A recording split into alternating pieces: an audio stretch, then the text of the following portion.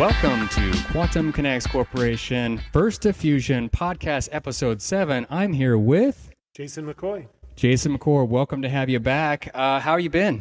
I've been good. I understand you've been working hard playing Twinkle Twinkle and getting down the song. Yeah, I can actually play Twinkle Twinkle on a normal piano without any numbered notes on it. Wow. Just from heart. Yeah. Just from memory. Once you get it, it kind of works.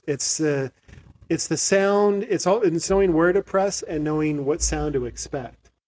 But last time I was here, I said I was going to play something for you, and I actually brought you a different kind of an instrument. Now, if you meet a pretty girl and she asks you if you're a musician, you can say yes, and you can play her this. Now, is that a tuning fork? It's a 432 tuning fork, which is a big hit. And but listen to this. I have a question about it actually, because I bought this one and I bought this one, and I thought that I was going to be able to hit one of them and that the other one would play. So let me just let me because we talked about on episode 4 that if you hit one tuning fork that's matched, it'll make the other one ring too without touching. Right, but that's not happening with this one, and I was curious why. So let me play it for you. Yeah, it's aiming right at my mic. Can you hear it? Oh yeah. Mic? And then that's away. Yeah, that's awesome. It comes through. Oh, totally. That rings for a long time. Yeah.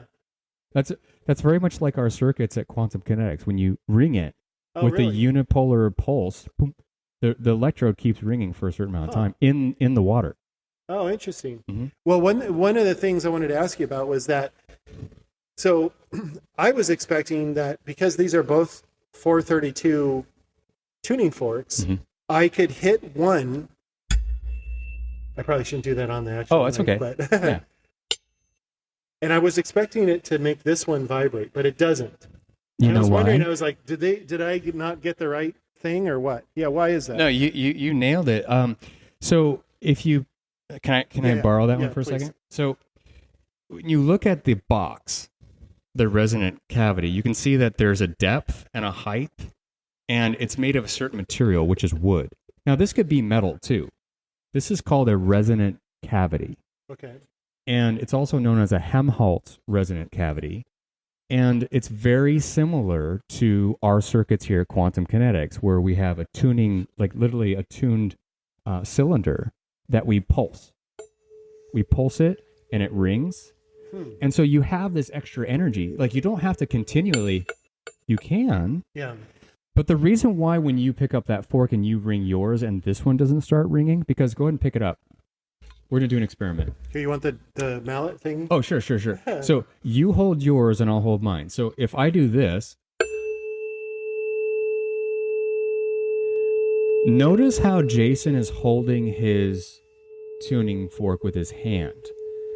This is literally like the ground of Earth. This is his resonant cavity chamber is different than this one piece of wood. And because you haven't matched the chambers properly, your tuning fork will never ring as like this one, even though they're the same tune. Because if you have to have this box exactly the same as attached to that box. It's exactly the same as radio. Now, Jason, we're like the Sesame Street of cold nuclear fusion, so I have to bring in... Gotta show it. So this is a really old RCA, like this is actually an RCA radio, which has the tuning knob where you can tune the radio frequency that you want, and that is affixed to a variable capacitor, which is right here, right there. And if you can look real closely, you can see this rod. This is an inductor with a ferrite core in it. What does that even mean? That essentially is the same. What you're looking at here inside this RCA radio is the same thing as that box. It resonates with vibration waves that are in the, like radio waves that are in the air, making that thing resonate. Yeah. So this is the antenna that's affixed to the circuit. And when the waves of like 106.1 hit this, like the tuning fork, it goes inside the box. Which is this, the inductor and the capacitor. Okay. So that box is the resonant cavity. And the tuning fork thing on top is like the antenna? Totally. So the antenna vibrates with the radio wave, that resonates the chamber, And then what happens after that? Does that get amplified, and is that what we hear? Right, and that's what goes into the circuit of your speaker with the little transformer, and the impedance is matched, and then it sends a voltage, either 12 volts or 9 volts, depending, to a little speaker that has 8 ohms of resistance, which has the same impedance, and then you hear in the car.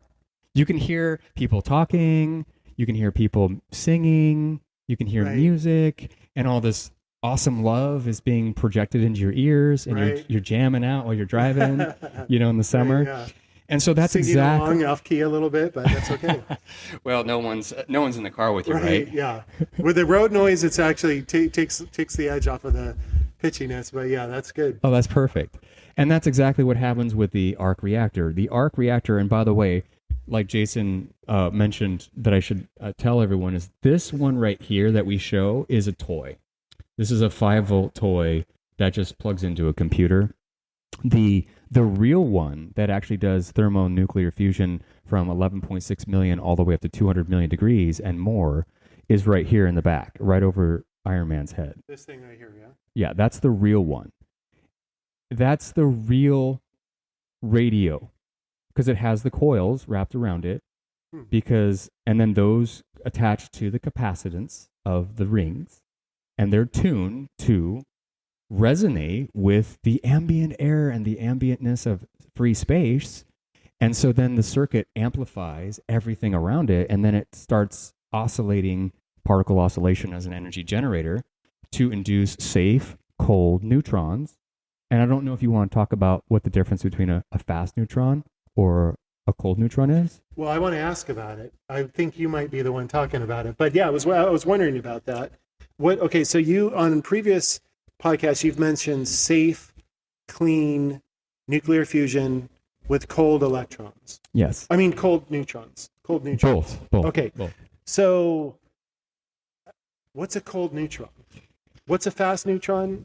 Why are we even talking about neutrons? Why do neutrons have a relevance in this? So if you're doing a nuclear reaction, by definition, you have to have a nuclear flux, which means electrons either falling into the nucleus, turning the nucleus into something different. The neutron turns into a proton, or proton turns into a neutron. That would be a nuclear reaction because it's in dealing with the nucleus of the atom.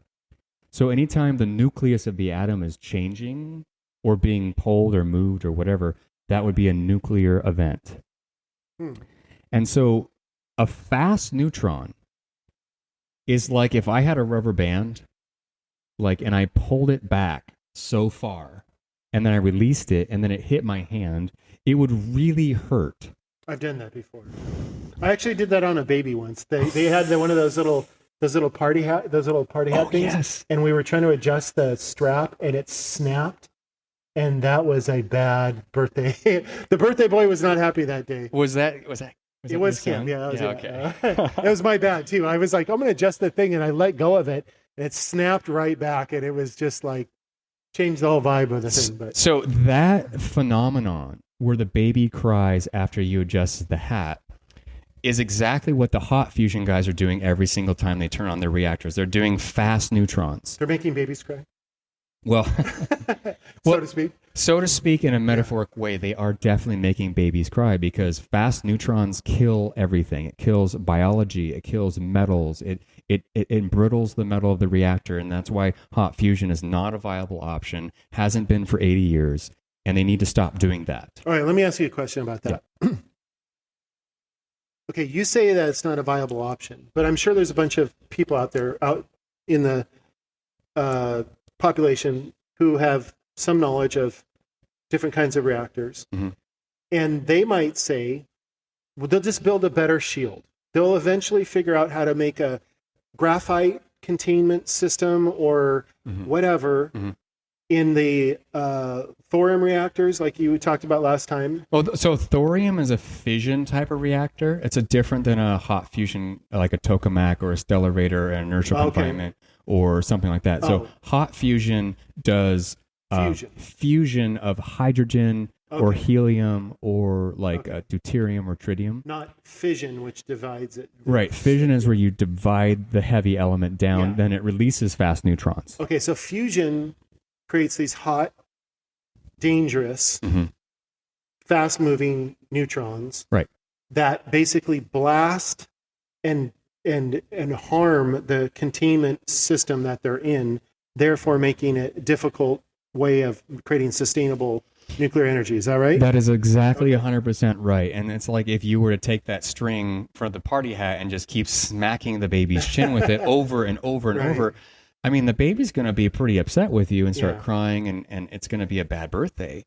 And that's what we have going on right now in the industry of hot fusion. We have investors putting hundreds of millions and sometimes even billions of dollars into these hot fusion reactors that are being bombarded by fast neutrons. And some of these neutrons, Jason, go all the way up to the 14.2 million electron volt neutron, which is basically one of the most dangerous things in the universe. And I'm just going to tell you guys, it's not the way to go. You need to slow down. You need to stop and think about, hey, is there a smarter way to do this? Is there a better way to do this? Because it hasn't worked in 80 years. It's not going to work in another 80 years. And even if you do get it to function for a certain amount of time, you're going to have a plethora of problems in terms of your reactors breaking down. You're going to have issues with radiation from transmutation of like the borated concrete walls. It's just going to be a really bad situation because you're going to have to go bury that concrete into the ground, and then it's going to poison the ground. So here at Quantum Kinetics, what we've done is we've discovered and patented and trademarked a totally new type of neutron flux, which is cold neutrons. And what that means is we don't pull the rubber band back very far. We just pull it back like half a volt, not 14 million volts, but just half a volt, and then we let go. But we've done it in such a way that it's like you're clapping your hands, or like we were talking about the cymatic frequencies when we're at lunch, where you create these wells, the quantum kinetic well, and it holds the neutron flux in a safe way. Yeah. So I noticed that like in those patterns, I look at the stuff so visually. I'm excited.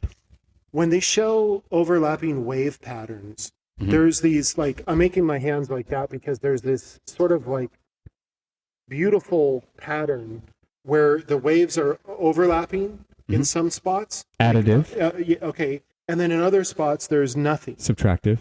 Okay. And then when you see a somatic, when they put sand on top of a plate and then play sound through it, you see the sand settle in certain spots, and it makes these incredible patterns. And they're beautiful. And what's happening where the sand settles? What is that? So where the sand settles, it depends on your perspective of what you're looking at, but it could be a condensation. That could be the well. Although you look at it and it looks like it's up and high, technically you're condensing the material into this spot. So technically that's a well.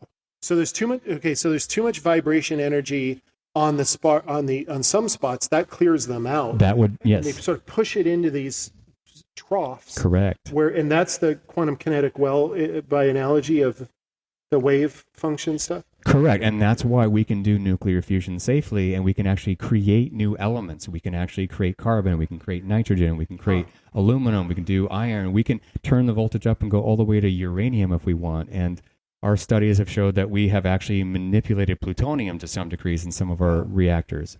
So what we're saying, essentially taken from the top, is that the resonant frequency cavity of the tuning fork is analogous to the radio, which then makes nuclear fusion possible at a safe way for industry. And it's easy, it's safe, it's pretty, and it creates things that we never thought were possible. And I'm just going to give you guys a little bit of a teaser since you're been here for 14, 15 minutes, still staying tuned. Inside scoop, huh? Inside scoop. Ready? Breaking news. Yeah. So we just finished a research study with an institution, which I can't say because we're on NDA, but when we got the data back, the lab specialist said, I don't know how you're doing that, but you're doing photosynthesis without sunlight. And Randall, he says, on the contrary, there is a sun. It's a star in a jar. There's a star inside the reactor. Wow. And so what we're telling you, ladies and gentlemen, is that quantum kinetics has figured out a really beautiful, safe way to do nuclear fusion, not just for energy generation, but also many other industries that we haven't even thought of yet. And this could go all the way to what you may want to talk about today is what does the future look like? Yeah, I mean, I have talked to you several times. My background being in computer animation and graphics, and just being like a visual kind of person, I'm always looking at like, let's just like apply this technology to cool future tech. Yeah. And you actually told me like, hey, you got to like hold up on the heavy stuff first. So to begin with, something like, is it possible to power a car?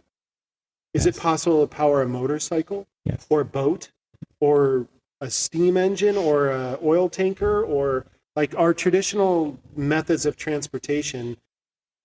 Is it possible to power it with the arc reactor in some way? Yeah. In every type of new revolutionary technology, Jason, you have to take baby steps. And actually, this is one of the things that the scientist that we were working with recently, she wrote me an email and said, I know this is really heavy duty stuff and, it's really hard to, do this, but you just have to understand you got to take baby steps. And she's totally right. Inventors are not good at baby steps. Why would we want to take a baby step when you can, kick down the door and barge in? That's the fun of it. I know this is like you're preaching to the choir again. I know. And I want to talk about being an inventor too, because I think that's, you and I have had so many conversations about that. Yeah. And about how beautiful it is as a life. It's nobody gets to do what you're doing in your day. On the other hand, it's a very strange lifestyle. It's very demanding. There's these stretches where nobody truly even understands what you're working on. Mm-hmm. And then you come up and you find this thing that's so incredible. You want to share it with the world. And then you got to make a business out of it. And then you got to be a businessman and part-time lawyer, by the way. Like, it's and marketing guy and editor. And podcast bro or whatever, all of these different things. So that's something I wanted to ask you about on like a personal message. You're always on here talking about the technology, and that's awesome. But McKane, the guy and the inventor, we had there was a investors meeting the other night. Mm-hmm. And thank you all for coming. Yeah, no, it was fun. I was glad I made it to that too. And somebody asked you a really interesting question. Probably one that not everybody thought was interesting, but I sure did. Yeah. Which is, what is your daily routine? Right? So, in light of the like massive spectrum of things you're working on, what is your daily routine, and how do you prioritize what to do next? It's like being a captain on a ship that is like getting ready to set sea. Like you gotta clean the deck, you gotta oil, the holes, you gotta like patch the sails and sew the sails, and you gotta do the ropes, and you gotta make the ropes, and then you gotta like set everything aside and say this is what this is, and then you gotta label everything. It's like every single day, Jason, is a different job, and it could be emails, it could be writing a patent. It could be, going in the lab and doing an experiment with a national entity or whatever. Yeah. So, or even talking to investors and calming them down because they don't understand quite where the direction's going. And so it's just an ongoing evolutionary thing being a CEO. Yeah. And, I look up to Steve Jobs a lot because Steve Jobs with Macintosh, he said basically the same thing. It's like, you just have to trust yourself. You have to trust your gut, and you have to be like, look, there are bozos out there that are going the wrong direction. Screw them. Just keep doing what you really love in your heart, and just really do the best you can.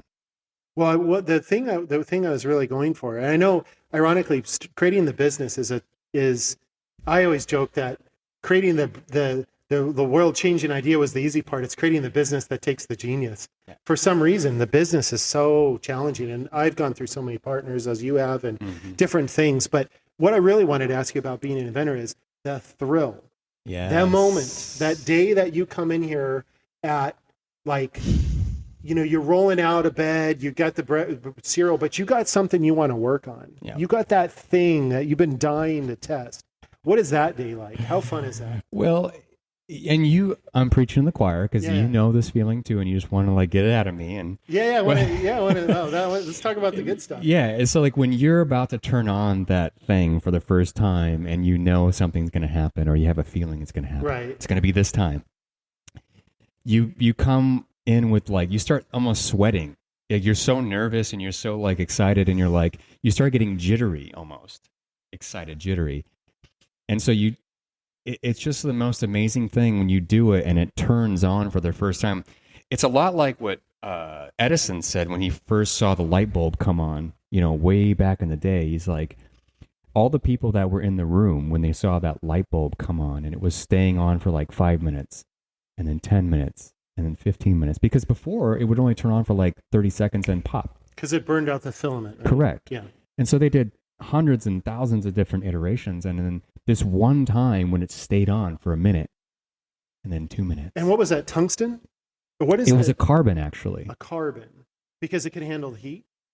Yeah, so the thing about carbon is funny because carbon is conductive, but it's really rigidly strong because of its lattice, but it still can conduct. And it's also a resistor too. So that's why it can glow, because it's absorbing the electron flow, causing this emission to grow out and this light to grow out, kind of like a star. Huh. And this is my theory too, that a star is not this gigantic big ball of gas. Mm-hmm. It's actually a gigantic sphere of carbon black magnetite rock that is so electrically agitated that it starts glowing like a incandescent bulb. That's my theory. Instead of a bunch of hydrogen stuck in the middle of the core that's fusing with other hydrogen, making heavier elements. That kind of thing. Yeah, because if you look at the sun, like you look up at our sun, it's yellow. What's the color of an incandescent bulb? Yellow. And then if you look at a plasma fusion reactor, hot fusion, what color is it? It's purple and pink. Did you know in astronomy that there's no such thing as a purple star or a pink star? It does not exist. Huh. There's no star that's pink. Because it can't radiate that kind of light or something? Well, it's color theory and astronomy, and it has to do with the ultraviolet catastrophe and chroma key and all this stuff. But like, essentially what it means is that it's kind of similar to when a meteorite goes through the atmosphere. If it's iron-based, it's going to be orange. Is this spectronomy that you're talking about? Spectroscopy. Spectroscopy. Yeah. Okay. Yeah, it's that's a spell. Astronomy. Put that one up on the have the Iron Man guy spell that out when we. By the way, I love the edits with the Iron Man guy. I'm always like, half of the reason I watch the podcast, I'm like, what's going to happen in between? Well, it's funny. It's so hard to like I like it too. Yeah. But some people have emailed me like, I don't really like that. It's kind of cheesy and corny. And I'm like, fun. It's what? A fun accent. I have fun with it, and I know you like it because we're kids. Like, and this is another thing about the technology too. Is like, if you're a kid deep down inside and you have the love for discovery. Yeah. Like I think you were telling me a story when you were talking to your dad. When you were a kid, you'd always ask him a million questions. Oh, man, I'd grill that guy. Yeah, tell me about your dad and asking questions, being inquisitive. So he was an engineer type person, like Brighton. Yeah. Right? That guy is an engineer. Brighton's a stud, dude. He, like, the first minute I saw that guy, I'm like, oh, he's the guy who's going to be building stuff? Great. That's the natural guy, like, put on the planet, born to do that kind of person. Some people are natural engineers. Some people are more artistic. Some people are some kind of hybrid mix. Yeah. And he loved science. He loved geometry. He worked on a variety of sort of interesting ideas, and he was definitely interested in the sea. He was fascinated by the sea and all of those. Did he say anything specific about the ocean that made him interested in the ocean? Ironically, well, there's growing algae was one. Okay. Mining the bottom of the seafloor. Evidently, there's like minerals on the bottom of the seafloor. Yeah, they're called like nodules. Yeah, I saw that. Yeah. Off Japan, is it somewhere in that area? Actually, they're all over the place. They're finding them, and these little nodules are very strange because just recently they did a study where they had an O2 sensor go down to the bottom of the ocean, and they're like checking the oxygen level. Yeah, the oxygen thing. Yeah. Yeah, and then they were they went down with the sensor, and they found as they got closer to the bottom of the ocean, there was a lot more oxygen. They're like, wait, how is that possible? And they chalked it up to their instruments were failing out and there was something wrong with the pressure. So they came back like 2 years later in the same spot and did with upgraded sensors, and they did it again, and they got the same numbers. And so they're like, wait, what are these? How? That's an anomaly. Yeah. How is there more oxygen at the bottom of the ocean than there is at the top? And there's an interesting thing that happens in the early formation of Earth is that there's a crazy period during early formation of Earth where there's the great oxygenation period. I thought that was because algae, or was it algae or bacteria came on the scene and it started pumping out? I want to say, it's got to don't quote me on this, but I think it was cytobacteria or something like that. Don't quote me on that. We may have to look that up. But when this cytobacteria grew exponentially on the planet, it oxygenated the planet like crazy, which then caused the atmosphere to grow around because of the gravity was pulling in the oxygen. And then that's what caused Earth to be able to, we could live on it. We have a thin film of gas around the ball of the planet. I think they call it a biosphere, actually. Right, yeah, or atmosphere, right? Yeah. It's okay. Yeah. So, yeah. And so your dad kind of had an intuition about the ocean, right? Yeah, he was fascinated by it. I don't like the ocean. I wouldn't swim in the ocean. There's too many sharks and weird stuff in there. But I remember him coming out of the ocean one time. One of my fondest memories was we went to this beach, and my mom was like, just look out over the water.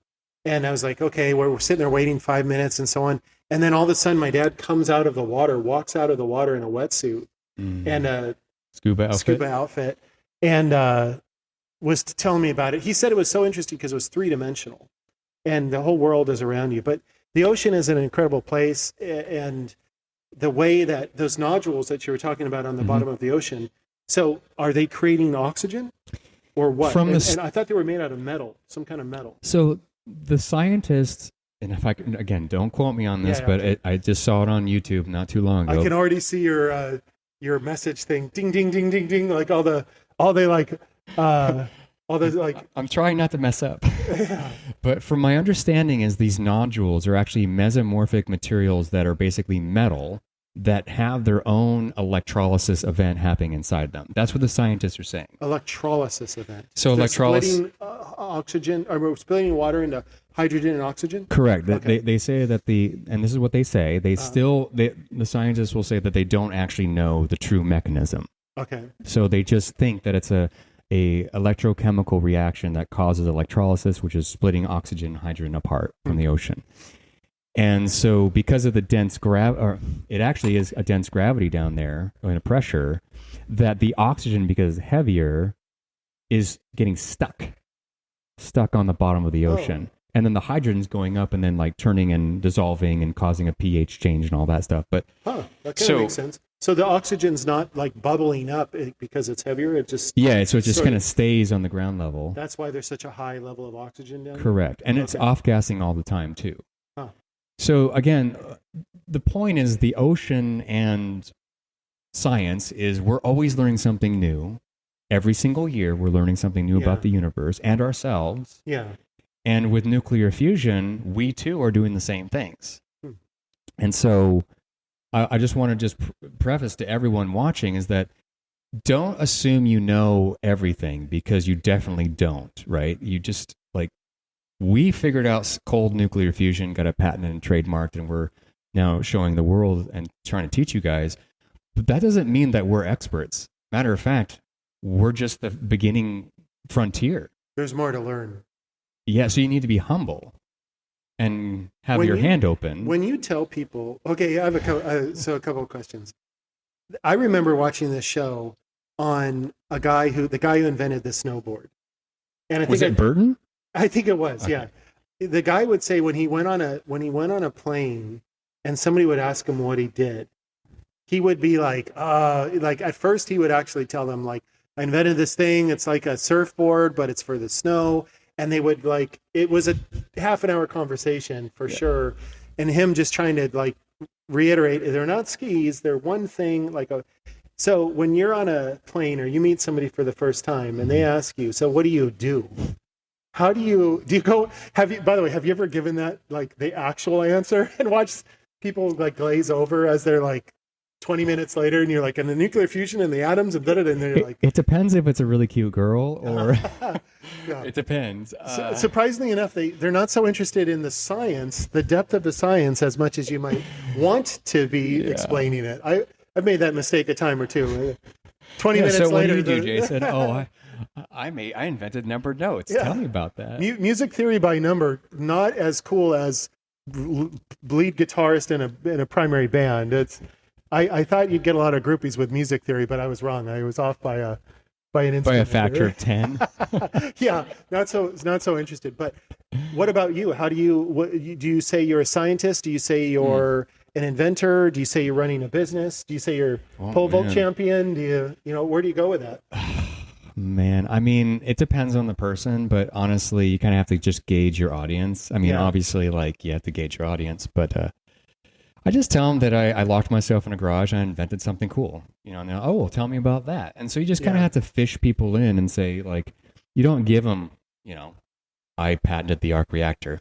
They'll go, you're crazy. That's impossible. Like, you just got to fish people in, and it's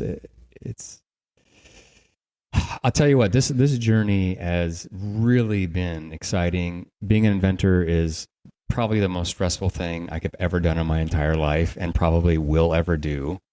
Although I have never had kids, so maybe that's stressful too. You probably have kids, so it's different. It's not the same. The inventing is different. Yeah. It's a career choice and a lifestyle and a devotion and believing in yourself when you can't prove everything you're exploring while you're exploring it. That's the problem, is that you might not have the answer yet. And what are you going to tell somebody, I'm going to share a little story because you just brought that up. Sure. We just did a study with a lab and, like they said, you're doing this and that's impossible. You're doing things exponential level that no one's ever seen before. And, the star in the jar. Mm-hmm. And I'm going to be honest with the audience, like, when we found out that data, I was messed up for a whole day because I knew that eventually I'm going to have to try to explain this to people in a coherent way that they're going to have to understand. It's like fishing up a giant whale. And when you make the discovery, something hits you and says, oh, I have to explain this now to the people that already don't believe me or believe my work or our work or whatever. Right.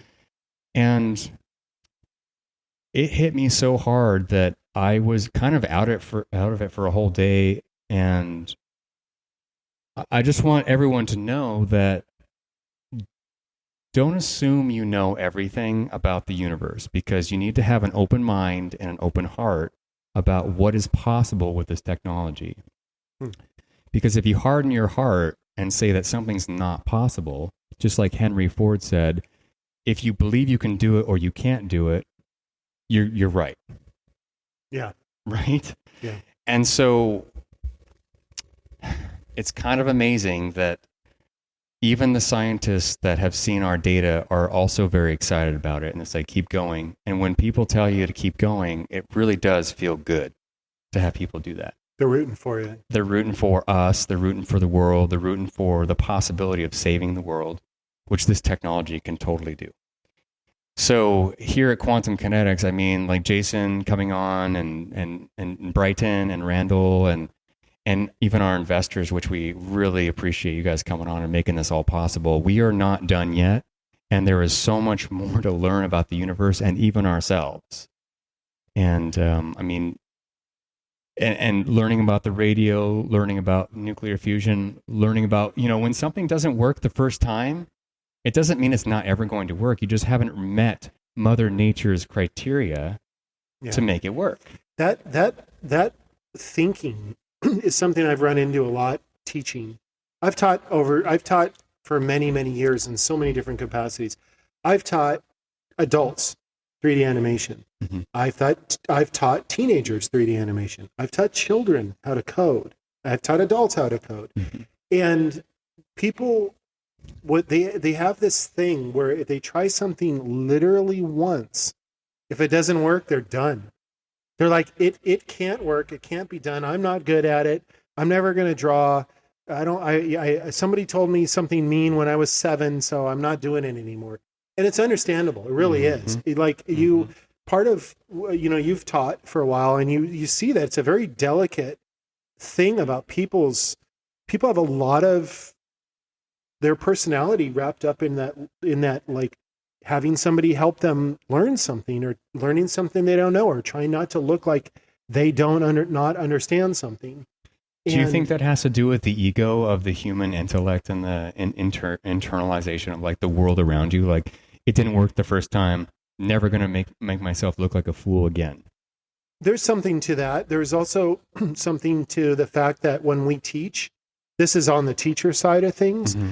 When you're not a professional teacher and somebody wants to learn something from you, people who haven't been taught the grace of understanding that somebody does not understand something yet, and they're asking you to learn, and it's a vulnerable thing, you have to treat that with immaculate conduct and delicacy. Yeah, because it's a very vulnerable thing to look at, to ask somebody like, hey, I don't understand how to like open this container. Like, how do I open it? And if somebody says, well, you should know how to do it, or can't you read the directions, or anything derogative, you're training that person to resist the idea of even asking how to learn something. Mm-hmm. So you have to be humble when you teach and when you learn, and you understand that there's this dance that's going to happen where at first you're not going to understand it, or you're going to apply preconceived notions. I think that's really what it is that preconceived notion that this is the way things are supposed to be. Yeah. And this is what I was taught. And there's no other way around it. Like, or it's already been tried before. I imagine you get that with cold nuclear fusion, right? Wow. A bunch of guys in the 90s tried it, McKane. Why are you even bothering, right? Nothing could have evolved since the 90s. I mean, how could you even dare to do the same thing? But as you probably know, right, there's other things that could have been tried, right? I mean... Yeah, it's true. I mean, there is a major pariah around cold nuclear fusion. And I want to tell you, in the last 2 weeks, we've been surveying the YouTube's channels, interwebs, the interwebs. And we're starting to see that these scientists who have done cold nuclear fusion research are coming out and talking more openly about. I saw that thing you sent me was the guy was like, hey, we're really doing it. It was classified back in 1995 by Bill Clinton, and he saw the paperwork for it, and it was basically a hydrodynamical electromagnetic spheroid, blah, blah, blah. And what I'm trying to say essentially is that not just the academic community, not just the political influences, not just like the institutional societies of a collective consciousness have been pushing back on cold nuclear fusion. That's a lot of weight to be trying to go against, right? Like, for example, if you get good data results and you're at like an institution, the first thing that you get is mud thrown in your face, even though you're like, I did the experiment exactly like I'm supposed to. So what this movement represents, Jason, with quantum kinetics is that we are now awakening. This isn't not just about quantum kinetics. This is about all the academic institutions that have done cold nuclear fusion experiments that have gotten results that couldn't voice their opinion. And this is a movement. And there are forces out there that have even told me that don't do these things. And I'm like, well, are you going to pay me? No. Okay, well, I'm moving on. I got to keep going because, either you're with me or you're not with me. And so that's why we need everyone to understand that though this is not a traditional approach to a business, it is important to educate the people to a certain level so that they can accept the technology because they have enough knowledge. So that along those lines of what is it that when somebody said to you, teach the world, the patent office, I think it was, right? They mentioned in a phone call that, they wrote in the acceptance allowance letter that basically prior art has failed to teach this method of electronics in any form or fashion. That's what the guy wrote. Can't say his name, but that's what he wrote. And then we got a phone call from the patent office saying that, You need to go teach the world and do it fast. And so when they say teach the world, what is like one major thing that is, obviously we're doing these podcasts, we're educating people on different kinds of science, resonance, frequencies, atoms, electromagnetic spectrum, cymatics, periodic table, bingo, black holes, you name it, we got it. Island of instability. I want to ask you about that. I love that island of instability. Okay, so we'll talk about the islands of instability, and then we'll talk about numbered notes, and then we'll close up. Yeah. So go ahead and ask the question about black holes. Or the island of stability, sorry. Okay. Which is the same thing. Okay. I call it the island of instability. Okay. Not that I am right about that. Well, tell me what the island of instability is first. In my personal science. Well, so my understanding is that there's a section of the periodic table that has, I love this stuff because I'm like, what kind of freaky stuff is going on in that department, right? Yeah, because, okay, the way I understand the periodic table, right? This is great science guy stuff for you to tune up the understandings, as most people have. So the periodic table is the sequence of atoms, music, notes. by how many protons they have in the nucleus and neutrons. Yep. And each one can change. Like you can have more protons than neutrons, and you can have more neutrons than protons. And so, and is that an isotope? Yeah, it'd be an isotope of that. Okay, it's the same amount of protons, but a different amount of neutrons. You an isotope, right? Yeah. Okay. And so this graph that you're talking about, actually we'll just show it up on the screen, but it's kind of like a diagonal line that goes up into higher and higher elements. Right. And if you have a certain amount of protons, you could fall apart this way. If you have a certain amount of neutrons, you could fall apart that way. Okay. And so as you stay in the balance of like neutron to proton relationship, if you stay on that gradient line, it'll be stable. Oh, okay. But there's something beyond that.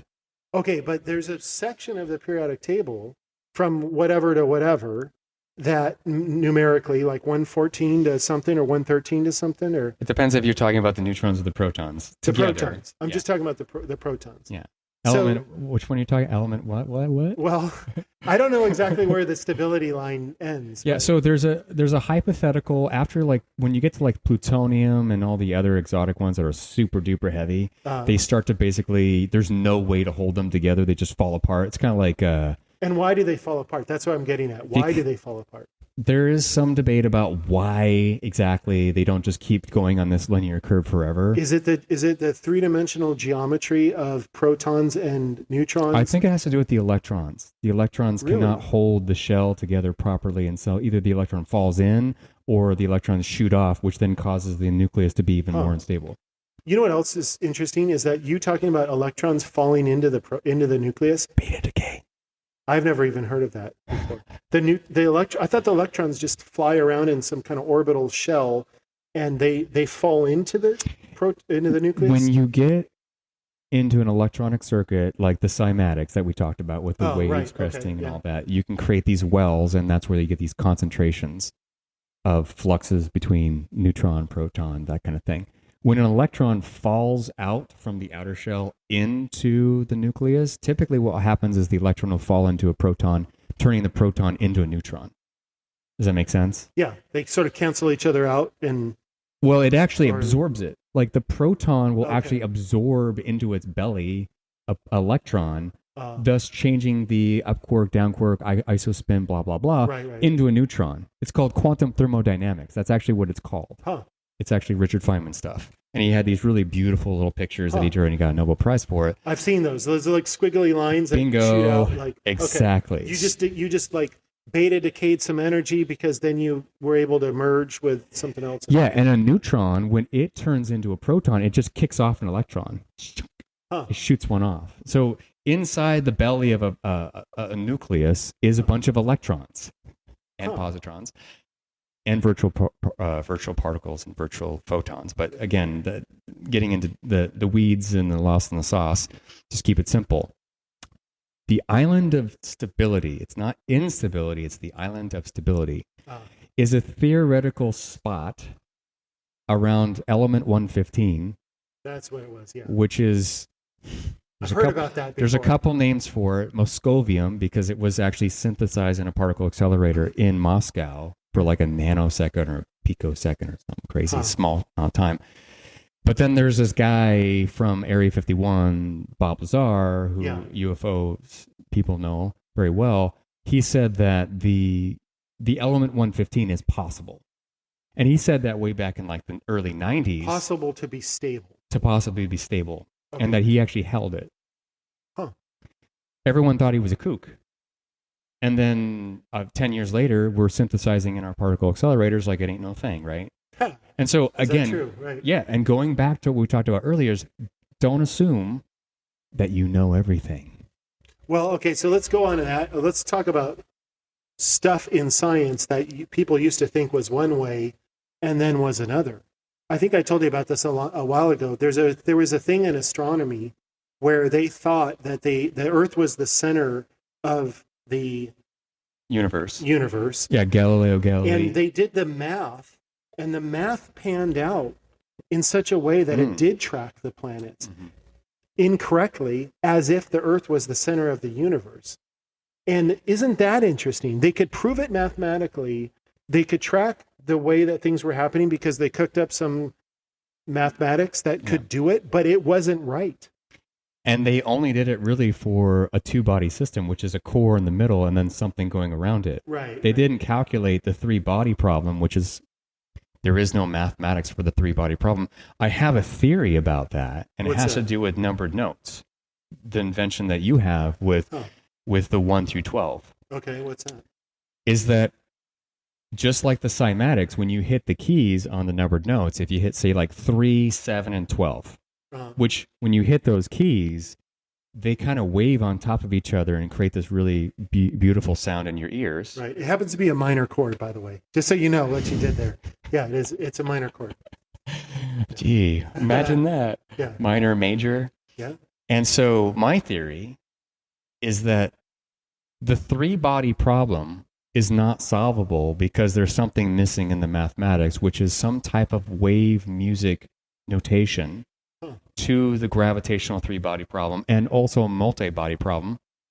And so what I'm going to tell you, just to close up here, is that because of your invention, Jason, of numbered notes, which we talked about in episode 4, which you should totally check out, that I never knew music very well. I could barely play the piano. Hated music, actually.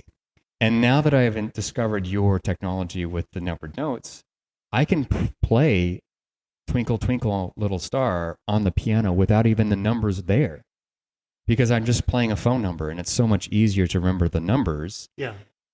And there's something that also happens in your brain, which is kind of like a black hole, because your brain absorbs information and holds it there, which is the information paradox of a black hole.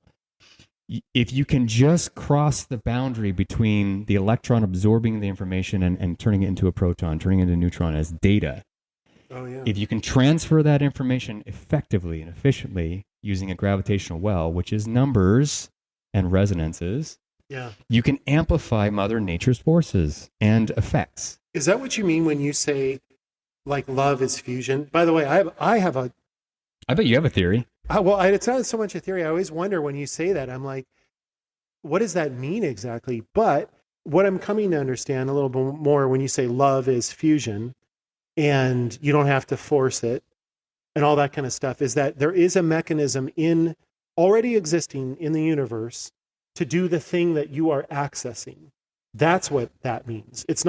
You're not ramming stuff together in a particle accelerator or squeezing the plasma together through magnetic confinement. What you're doing is and this is like a crack at the technology, but vibrating the atoms in such a way where either they fuse together or they spallate, or they come apart. Yeah, spallate. Fusion or fission. Correct. You can do both in this process, which we have found in our studies. You can do fusion and fission. And so... And you can prove that, right? Yes. Through the tests. Oh, yeah. So when you go to a potential investor or you talk to another scientist and they say, hey, man, that's been done before. We tried cold fusion. what are your tests? What can you show you can do?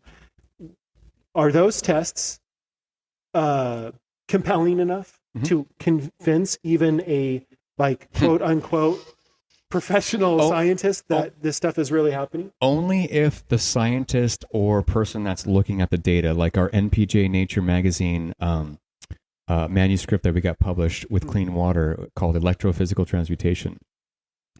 Only if the scientists that come at it come with an open mind. I have had people reach out and say, hey, I don't think you're doing cold nuclear fusion. I don't see any research data to prove it. And I just lead them to the Electro-Physical Transmutation EPT paper. And then they just disappear. Okay, they don't come back and say, this is dog poo-poo or whatever. They just disappear. So let me ask you a quick question about that word you just said. Physical transmutation. Yes. So you're creating fusion by using electricity. Good. Not smashing it in a giant $1 billion facility. Correct. Why not just have a $1 billion facility? Because it takes $1 billion to do it. Why not just take $1 billion and just burn it and take the heat from burning all that money, power a steam generator? You probably could make more energy than they're creating. Oh, that's a sick burn, huh? That's a fusion powered burn. That's a pretty good dish, buddy. For the hot fusion community. But what they would say to you is then prove it. And you're saying, I am proving it. Yeah. Here's the test, right? Yeah. And, we've done almost 10 years of studies and, spent $1 million doing it. And, in the grand scheme of things, $1 million is not that much for these people who are very well funded. Yeah. But for us who are just like, we are the smallest fusion company in the world right now. And the biggest nuclear fusion company is picking on us right now. I can't talk about the specifics, but they are. And it's really sad to see that all we want to do is collaborate with people and really get this to the world as fast as possible. But we have forces that just don't want it to happen, or they're trying to slow it down or something. And so, again, truth is stranger than fiction. And as we're going through this, this process, Jason, we're learning a lot about ourselves. We're learning a lot about the world. And we're learning about how to teach. And you can't teach everyone the same way. No. I mean, you and I are both teachers. We know that it's hard. In fact, customizing it is where it works the best. You mentioned something maybe in closing here. Yeah. As we're wrapping up part 5 of the final. Yeah. And by the way, this is the last episode for season 1. We're going to be moving into season 2 after this episode. So cool. We don't know who's coming on next, but this is the last episode for this season 1 of First the Fusion. So well, I've enjoyed being on him. I enjoyed talking about this stuff. And the thing I wanted to ask you is, as we've talked about before, with money, you can do some of the things you want to do next. And what is it that is top of mind for you at the moment? Yeah. For if you were to get funding at a higher level, what would you want to do? What are some of the things that would happen next? Well, in a perfect world, I'd love to start doing clean propulsion technologies where, cars are running on the power of hydrogen, and cars are running on. When you say propulsion, yeah, like basically microscopic explosions inside a cylinder engine that make things drive, and the exhaust is clean. So it's a combustion engine with hydrogen? Yeah, it would be. Now there are technologies that we could develop if we had enough money where we could actually create, electricity from the arc reactor, like for an electric car. I mean, we could have arc reactors running Tesla cars or running, a BMW i car or whatever. So with enough money, anything's really possible, especially through this technology.